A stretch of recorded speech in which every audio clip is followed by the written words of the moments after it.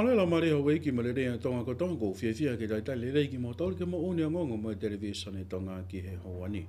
I whakai koe ki ngā hi tāno la lahi o aho. Mea te eki pare mea koe whamofonga tonga ki he whataha hono whamafuru maa whae kau take Pasifiki e Masolo. Popo e ongo kau taha whamaha pure anga koe ai keo pe mo paso ki he whapuna MA60. Peha mahu inga i e waa whakau tau anu sila e ke puapoke waa whenga oi aki mo waa tau mahu whanua atonga.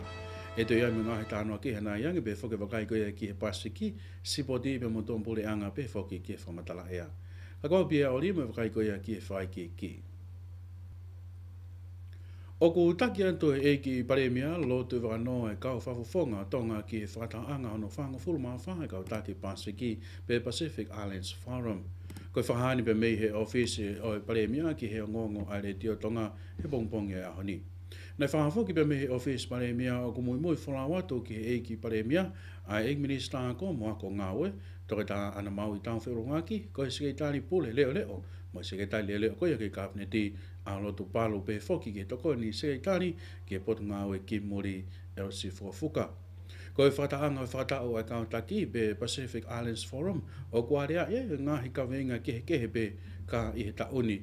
No whataha e toka ngā ki he whiriwaki ko ia ea pe foki ke ngahi kawenga kehe pe e langa haki e whalalaka i he Pasifiki. E whakawai foki ai whakatahanga ni a pongpongi o toki kato ia ki he flight o wikeni a whitu ko ia o September. Na e whahoko e pe foki e whataha hono whangofuru mātolu e kautaki Pasifiki ki he otomoto koki e tau ko o se. Ka ke he whire pe foki e area ko ia e tau ni e whanua e whahoko ki e whataanga hono whangofuru mānima. Ko whawapau i e ki paremia leo Honorable Sami Waipolo ai malo mo hao e whapuna MA60 be maa ono noa ki e whiwhalau aki hotau whanua. Hiria e whamahino pe mihi ongo kau taha whawahau pure anga ki e whiwhalau aki whapuna sivile ai kaio pe moi paso o ku ihe tau mua malu pe tunga malu ai whapuna MA60. Nā toi whahafoki e ki paremia leo ai whianga hangai koe e ngahi laurea koe ni pe me ngahi kawenga koe e ko ohake e minister ki muri o nuu sila a Mari Makali. Sin la tō pe mo whai ki. Koe mea enia e ki paremia leo Honorable Sami Waipolo i he whemea ake whalea lea o tonga. Hilia ene mea ia whataha moiongo kautaha whewholo aki sivile whawaha apuleanga mo e whawhei tuu koe Aikeo mo e paso i Bangkok. Nei mea e ki paremia leo koe whaunga koe nei whahoko e tonga ki mua pe tok whakaata ke whewholo ake wakapuna MA60 nei whahoko pe ia o hange koe whie mau. Koe ngāuga nei whai a whatatau ki he document hiwa whitu o nonoa, kupu 4.5, koe ngāue a kia e māman kātoa. Tā kātoa se. Koe whaunga ngāue e nei ngāue aki e tongani, aia koe kupu koe ia kune talamai, ka iai lewa ha whanua, o i kai ke nau fo'u wakapuna, pa i kai ke nau ma e kau matao ke whai e ngāu ko ia, e ata ke ne ngāu e aki, a airworthiness ha whanua e taha. Ai o fo'u wakapuna.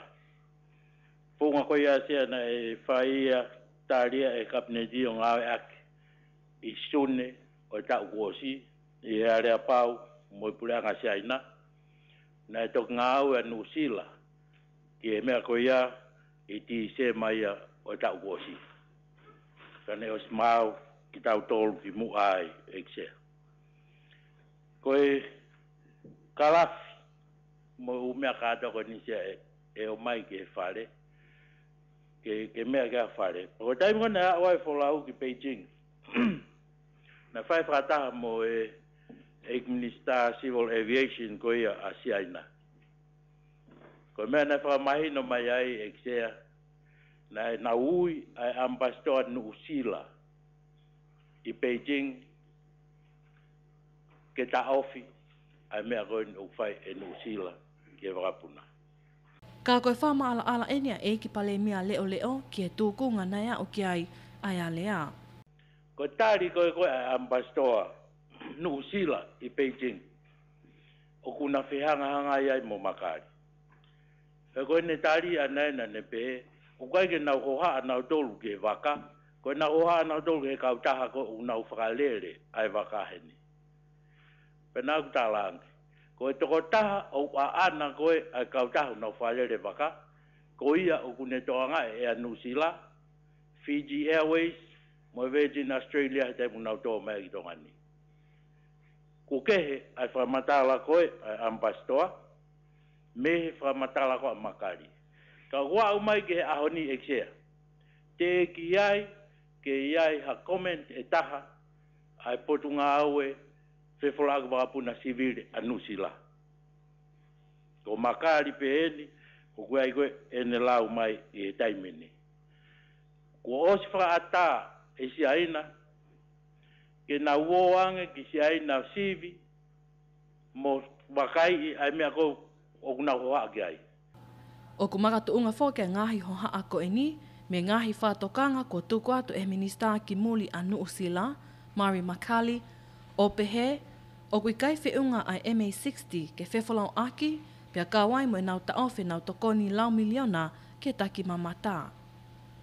Ko e MA60, ko e wakapuna ia na e mea ofa mai ake puleanga siaina ke puleanga tonga.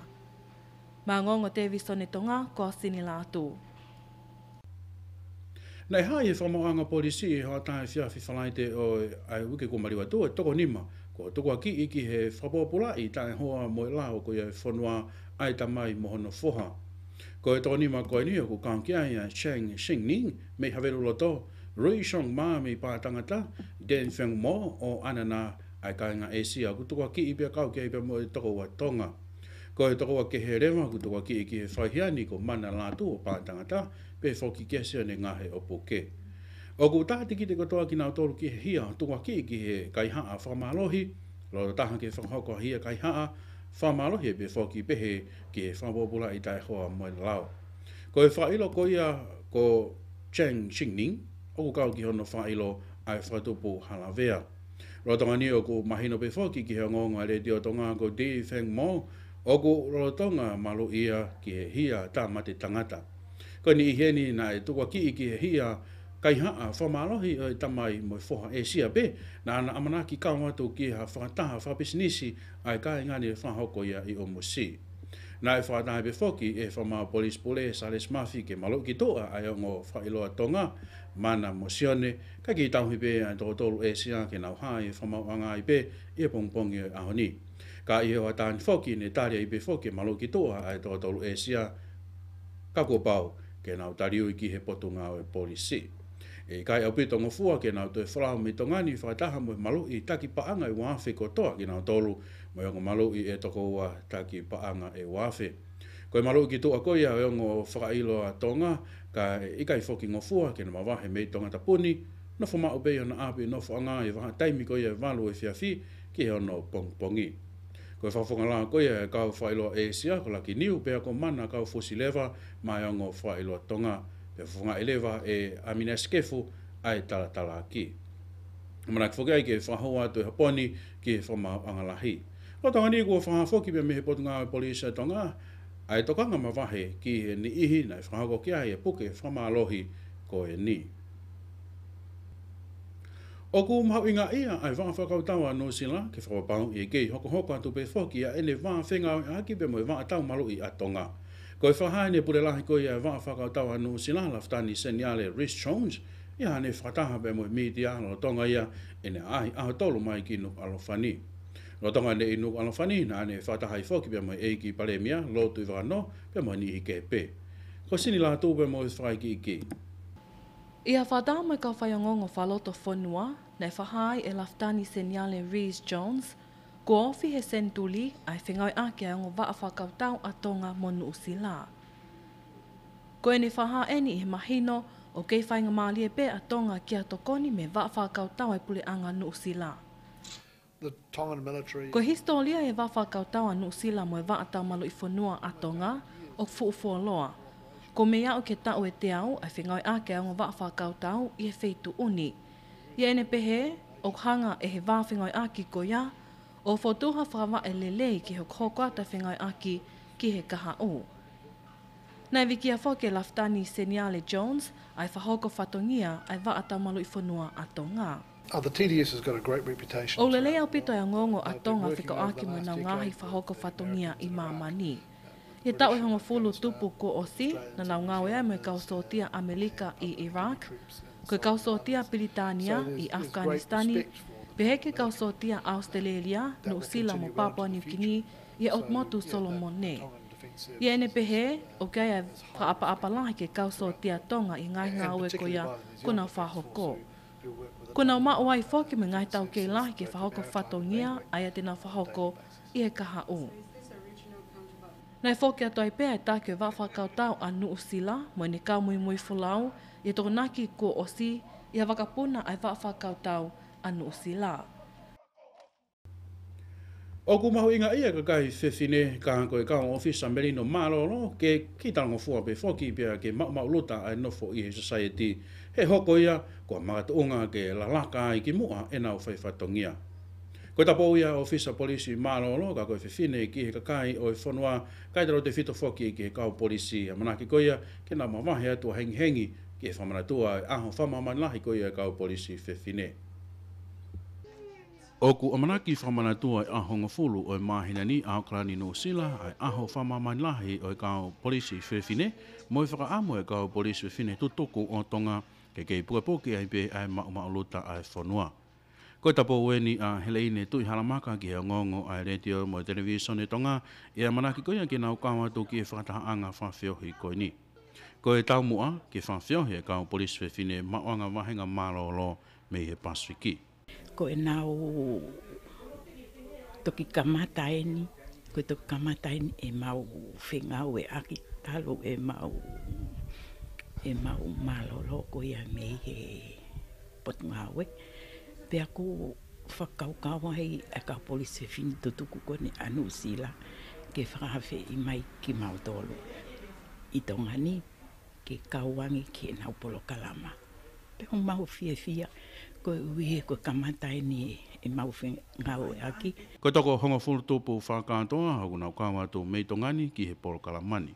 Ko tui pe e kau e ka veinga ko e ni ai tauhi e Merino. Ko e hoko ko e potungawe, ko e tauhi e Merino. Pau ton pe ea ke mau alea ki ha ngahi ka veinga pehe, ko e uhi ki he oku ke loibe. Ai tu unga e whonua I he taimini. O whakaau ke more talango fua ia. Whaau ke more whakaapa-apa ia. Pea moe whakaapa-apa e tautu whewhine ki he mātua. Ko hake mai ngai whakalaka ia pea ko totonu ke kei puke pe tau he Merino. He koe Merino, koe te ngawe pea ke inasia e kakaike.